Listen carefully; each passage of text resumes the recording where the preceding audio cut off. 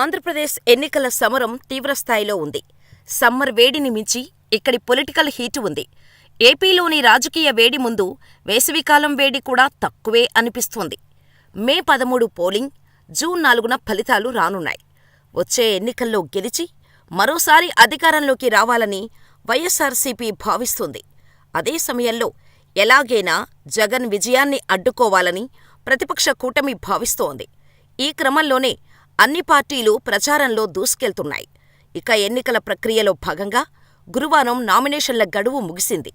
ఇదే సమయంలో రాష్ట్రంలో ప్రధాన పార్టీలతో పాటు పలువురు స్వతంత్ర అభ్యర్థులుగా కూడా నామినేషన్ వేశారు.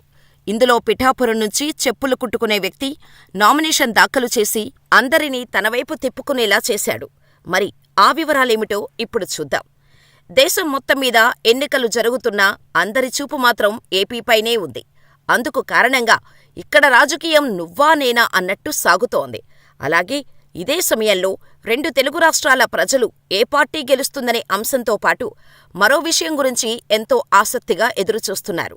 అదే కాకినాడ జిల్లాలోని పిఠాపురం అసెంబ్లీ స్థానం నుంచి ఎవరు గెలుస్తారా అనే ఆసక్తి ఉంది.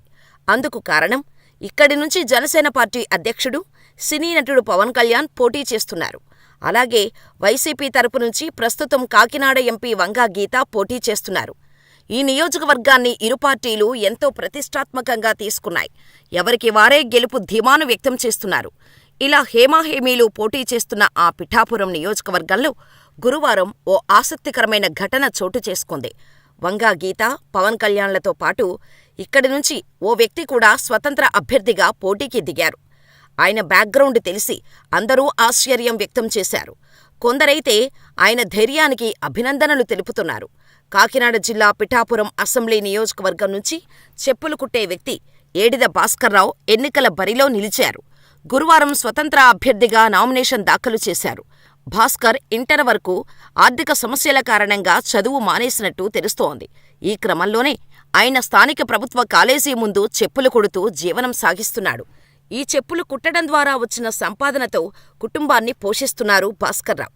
ఇలా పాదరక్షలు కుడుతూనే ఎంఏ రాజనీతి శాస్త్రంపై అధ్యయనం చేయడం విశేషం. ఆయన వద్ద 20,000 రూపాయల నగదు మాత్రమే ఉంది. మొత్తంగా అందరూ ఆసక్తిగా ఎదురుచూస్తున్న పిఠాపురం నియోజకవర్గంలో పోటీ చేస్తూ భాస్కర్రావు అందరి దృష్టిని తనవైపు తిప్పుకున్నారు. ఇక ఆయన ధైర్యానికి పలువురు హ్యాట్సాఫ్ చెబుతున్నారు.